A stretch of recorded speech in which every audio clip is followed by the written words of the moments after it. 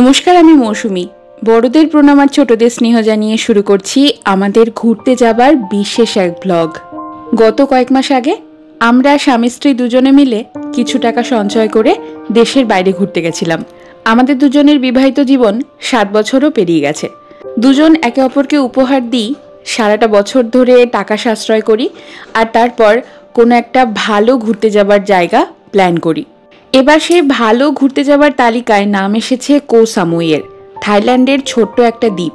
ছোট হলেও জায়গাটি অপূর্ব, তার এয়ারপোর্টই আমাদের মনোমুগ্ধ করছিল। এরপর যখন আমরা ক্লান্ত শরীরে একটা মিনি বাস করে নিজেদের হোটেলে পৌঁছলাম, সেই রিসর্ট দেখে চক্ষু একেবারে ছানা বড়া। এত নিরিবিলি, মনোমুগ্ধকর, আর চারপাশে এত সবুজের ছোঁয়া। এই অপূর্ব মন কাড়া রিসর্টের নাম প্যাভিলিয়ন সামুই ভিলাজ অ্যান্ড রিসর্ট। চারিপাশে শুধু হেঁটে বেড়ালেও মন ভালো হয়ে যাবে, মানে আলাদা করে আর কো সামুই ঘুরতে হবে না। কিন্তু তা বললে কি আর চলে? ঘুরে ঘুরে পায়ের চামড়া উঠে গেলেও ঠিক পয়সা বাসুল করতে হবে। এটা আমাদের হোটেলের একদম সামনের দিকটা। এখানে খাবার দাবারের জায়গা রয়েছে, সামনেটায় সমুদ্রের হাতছানি। এত নিরিবিলি। ওই যে বলছিলাম, থাইল্যান্ডের দ্বীপপুঞ্জগুলোর নাম উঠলেই ফুকেট, ক্রাবি এগুলোর কথা সবার আগে মাথায় আসে। কো সামুইটা সেদিক থেকে লিস্টে একটু পিছিয়ে, আর আমরা ঠিক এই জন্যই কো সামুইকে বেছে নিয়েছিলাম। কারণ এই যে নিরিবিলি, এই যে নির্জনতাটা, এটাই আমরা মনে প্রাণে উপভোগ করতে চেয়েছিলাম। আমরা রিসর্টে এসে পৌঁছেছি দুপুরবেলা। দুপুর গড়িয়ে বিকেল হলো, বিকেল গড়িয়ে সন্ধ্যা। শরীর ক্লান্ত হলেও লোকাল মার্কেটটা একবার ঘুরে বেরিয়ে আসতে গেলাম। এখানে এই মার্কেটগুলোর নাম হলো নাইট মার্কেট। কো সামুইতে কি কি বিখ্যাত রয়েছে সেই ব্যাপারে নেট ঘেটে রিসার্চ তো আগেই করে রেখেছিলাম। তার মধ্যে এই ফায়ার শোটিও হলো একটি অপূর্ব, নিজে চোখে দেখা সার্থক মনে হচ্ছিল। রাত্রিবেলার বেশি সময় ব্যয় না করে আমরা গভীর ঘুমে মগ্ন হলাম, আর ঘুমটা ভাঙলো ভোর 4:30টার সময়। ইচ্ছে ছিল এই ভোরের সূর্য দেখব, তার সাথে সাথে সমুদ্র। কো সামুইয়ের মধ্যে যে একেবারে ভিড়ভাট্টা হয় না তা বললে ভুল। এর মধ্যে চাওয়েং বলে একটি জায়গা রয়েছে যেটিতে বেশ ভালোই ভিড় হয়, মানে অনেকটা ওই ফুকেট দ্বীপের মতো। আমরা সেই জায়গাটিকে বেছে না নিয়ে লামাই বলে একটা নিরিবিলি জায়গা বেছে নিয়েছি, এবং সেখানকার একটি বিখ্যাত রিসর্ট হলো এই প্যাভিলিয়ন সামুই ভিলাজ অ্যান্ড রিসর্ট। এটা তো একটা ইউনিভার্সাল নিয়ম, যে কোনো রিসর্টে সকাল 10টার মধ্যেই ওই ব্রেকফাস্ট বাফেটা সেরে ফেলতে হবে। এই রঙিন খাবার দাবার একাধারে ছিল অত্যন্ত সুস্বাদু, এবং তা চোখেও দিচ্ছিল এক প্রকার আরাম। ঘরে ফিরবো, আর তারপরেই সাথে সাথে প্রস্তুতি নিতে হবে। ওই যে সময় নষ্ট কিছুতেই করতে দেওয়া যাবে না। বাইরে এলে চলে এলাম কো সামুইয়ের বিখ্যাত বেশ কিছু সাইট সিন করতে। এক ড্রাইভার দাদা আমাদেরকে এই ব্যাপারে অনেক সাহায্য করলো। সেই বিশেষ জায়গাগুলির মধ্যে ছিল Lamai view point, overlap stone, paradise park farm, আর নামওয়াং ওয়াটারফল। প্রকৃতি কোন আশ্চর্য নিয়মে এমন এক পাহাড়ের ওপর বড় এই পাথরের টুকরো এনে রেখেছে, তা দেখতেই পর্যটকদের ভিড়। এটি বেশ ঝুঁকিপূর্ণ একটি জায়গা ছিল। যাওয়ার পরে বেশ আফসোসই করেছি, কিন্তু ওই যে অভিজ্ঞতা, একবার সঞ্চয় করে নিলাম, এরপর আবার কখন হবে তার তো ঠিক ঠিকানা নেই। প্যারাডাইস বার্ড ফার্মে ছিল নানা ধরনের পশু পাখির ভিড়। মন কাড়লেও পায়রাগুলোর গায়ের রং একটুখানি ভাবাচ্ছিল। তারপর গেলাম বিখ্যাত সেই নামওয়াং ওয়াটারফলে। অপূর্ব ছিল এই ঝর্ণা, মনে রাখার মতো। ফিরে এলাম বিকেলে। খানিক জিরিয়ে নেবার পর হলো সন্ধে। শরীরের ক্লান্তি দূর করবার জন্য আমি একাই বেরিয়ে গেলাম থাইল্যান্ডের বিখ্যাত থাই ম্যাসাজ করাতে। আমি বেশ ভীরু একটি মেয়ে। কোনো অজানা অচেনা দেশে একা একা এমন ভর সন্ধ্যায় কি করে বেরোলাম এখনও তা ভাবি।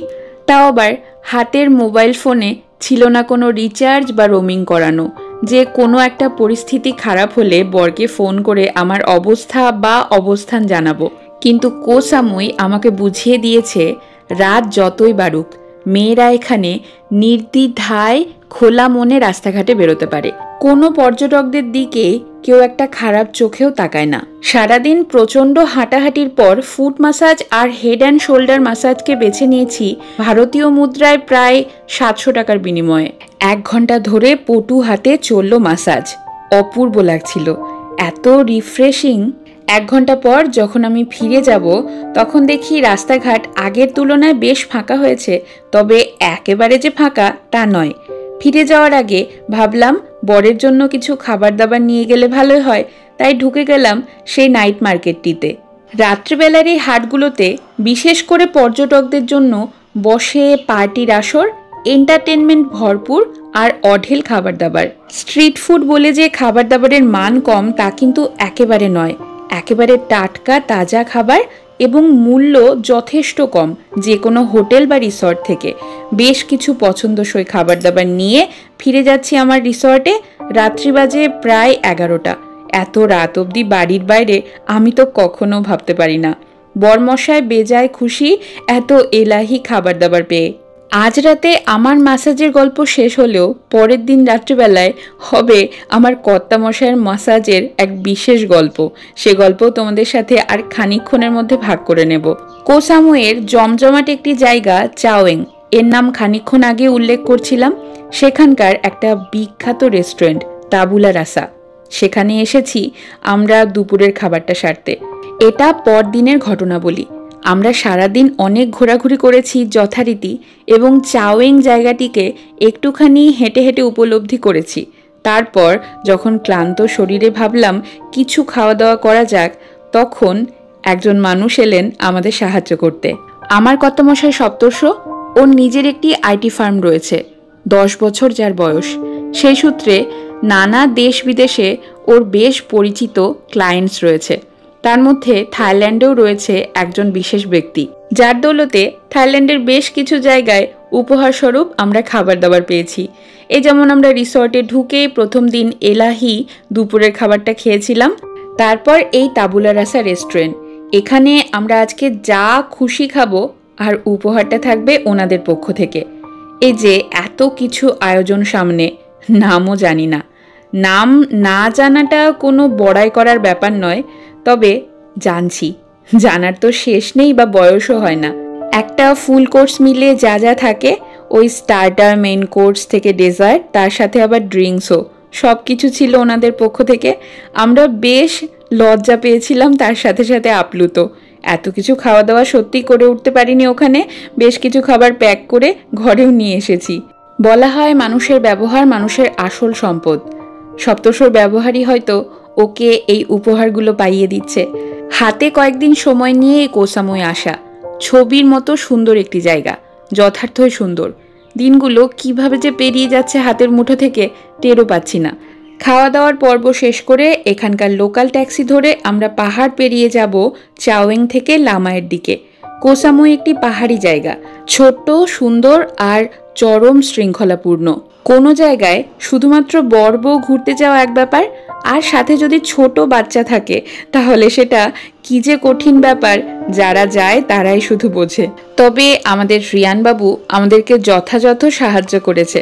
ওই যে চোখে ক্লান্তিও এসে গেছে, তাড়াতাড়ি এবার ঘরে ফিরে ঘুমটা পাড়িয়ে দেব।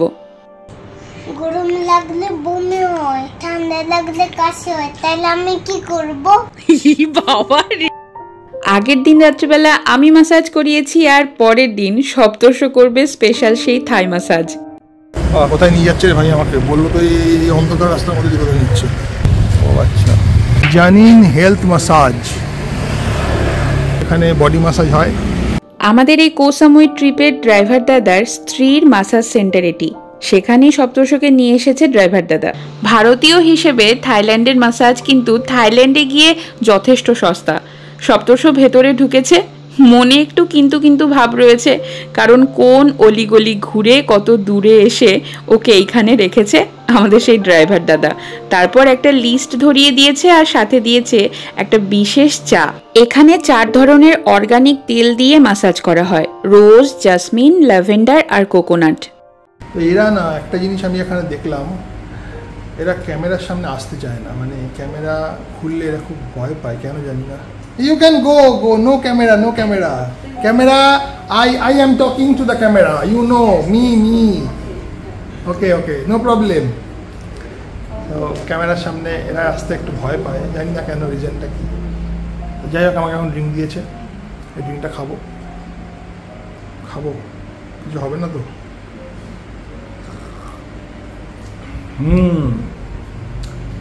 Nice drink, Yes. Very nice drink. Nice বলে তো খেয়ে নিলাম রে ভাই।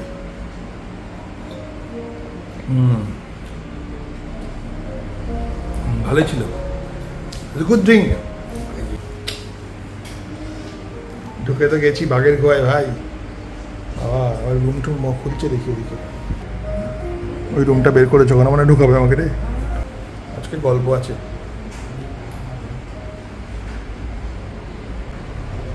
মৌসুমি আমাকে রক্ষা করো, আমি আজকে গেছি মনে হচ্ছে।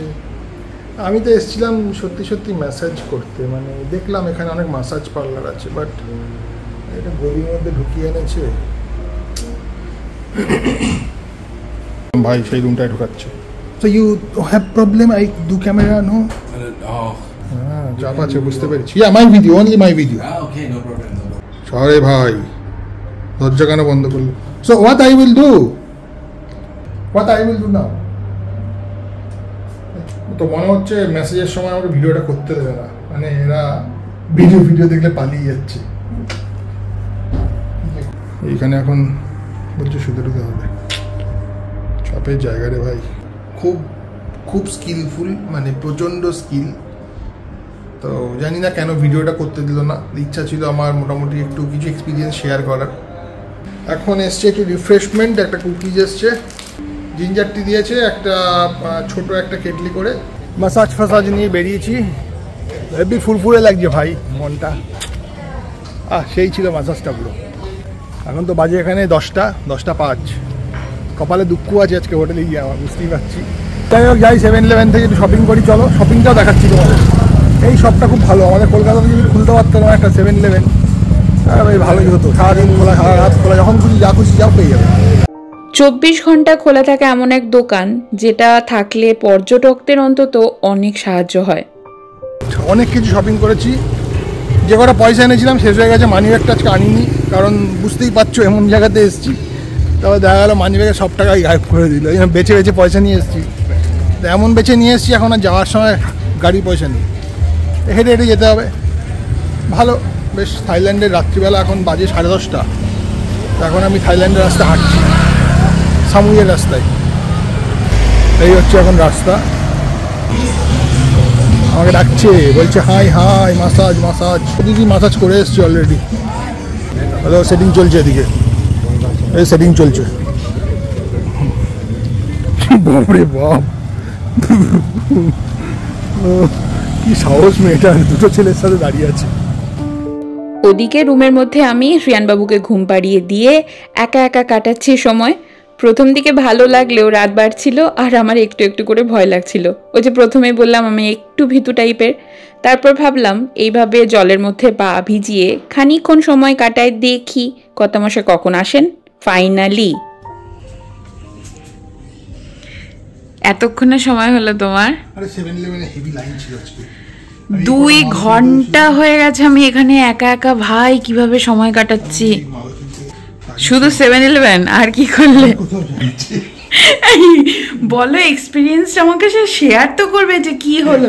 খুব ভালো, বেশ সুন্দর মাসাজ ফাসাজ করে দিয়েছে, একদম পুরো অ্যারোমা থেরাপি দিয়ে চাটা খাইয়ে দিয়েছে। চা খেয়েছো আবার? আর মাসাজ ভালো ছিল? হাসছো কেন? হাসছো কেন? বলো কি কারণ, কি হয়েছে বলো।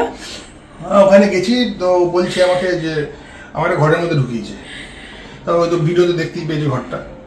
ঘরের মধ্যে ঢুকেছি, ঢুকে দেখি ওখানে বিছানা রাখা। তা আমার তো প্রথমে ভয় ধরে গেলো, খুব কী হলো জিনিসটা কেন, এরকম তো হয় না, ওপেন সব বাইরে করে। বলছে no, this is aromatherapy massage, you have to go inside the room. আচ্ছা ঠিক আছে, গলায় এখন দিয়ে দিয়েছি, এবার যাই। তো গেলাম, যাওয়ার পরে বললো ওপেন ইউর টি শার্ট। আমি বলছি ঠিক আছে, ওপেন টি শার্ট খুলে দাঁড়িয়েছি। বলছি open your pant. No, I no have underwear. Why? বলছে ওয়েট ওয়েট ওয়েট। গিয়ে গেল, গিয়ে একটা 3 ইঞ্চি একটা প্লাস্টিকের একটা কালো রঙের একটা কাপড় এনে দিল। বলছে দিস ইজ ইউর আন্ডারওয়্যার। আন্ডারওয়্যারটা বলবো আর দুঃখের বিষয়ে কথাবার্তা। ঘরের মধ্যে বলছে সবাই বেরিয়ে গেছে, বলছে you wear underwear, jump into the bed and take the blanket and then call me. বলছে হাউ ডু আই কল? বলছে you tell ready then we will come. বলছি কি রে ভাই, মারবে টারবে নাকি? রেডি বেডি বলছে। তারপরে নিয়ে পড়ে ঠরে বিছানায় শুয়ে পড়লাম, শুয়ে ডাক দিলাম, বললাম আই এম রেডি। তখন দেখলাম আসলো, মেসেজ ফেসেজ করলো, বেশ সুন্দর, মেসেজটা খুব ভালো আছে। I am satisfied. আন্ডারওয়্যারের কেসটা কি? হ্যাঁ এসে আন্ডারওয়্যারে ছেড়েই দাও, কি বলবো আর। এটা আন্ডারওয়্যারই না, ওটা কি দিয়েছে একটা বাজি জিনিস। আমি ওকে বলেছিলাম যে আই গিভ ইউ 50 ভাগ 60 ভাগ, give me an underwear. This is underwear.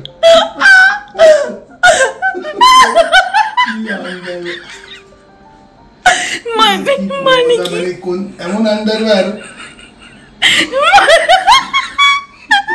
মানে কেমন আন্ডারওয়্যার? আন্ডারওয়্যারই না, ওটা নেকড়া কি দিয়েছে একটা, নেতা দিছিল। পড়িয়েছে, পড়িয়ে বলছি জাম দাও বেরো। যাই হোক, এখন ডিপ্রেশন লাগছিল। কেমন লাগলো একা একা থাইল্যান্ডে ঘুরতে? না প্রথমবার এসে এরকম একটা ঘরে ঢুকিয়ে বলছে আন্ডারওয়্যারটা পরে নাও, চাপ লেগে গেছে। আজকে খবর আছে আজকে আমার পাক্কা। তারপরে হলো না, ঠিকঠাক আছে। এটা বলছে আন্ডারওয়্যার, এটা বলছে আন্ডারওয়্যার। বলছি এটা কোন দিকতে, আমি প্রথম খুঁজতে হবে কোন দিকে করছি, তারপরে উদ্ধার করলাম।